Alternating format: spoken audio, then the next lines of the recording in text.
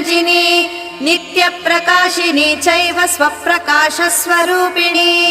महालक्ष्मीर्महाकाली महाकन्या सरस्वती भोगवैभवसन्धात्री भक्तानुग्रहकारिणी ईशावास्या महामाया महादेवी महेश्वरी हृल्लेखा परमाशक्तिर्मातृका बीजरूपिणी नित्यानन्दा नित्यबोधा नादिनी जनमोदिनी सत्यप्रत्ययिनी चैव स्वप्रकाशात्मरूपिणी त्रिपुरा भैरवी विद्या हंसा वागीश्वरी शिवा वाग्देवी च महारात्री कालरात्रिस्त्रिलोचना भद्रकाली कराळी च महाकाली तिलोत्तमा काली कराळवक्त्रान्त कामाक्षी कामदा शुभा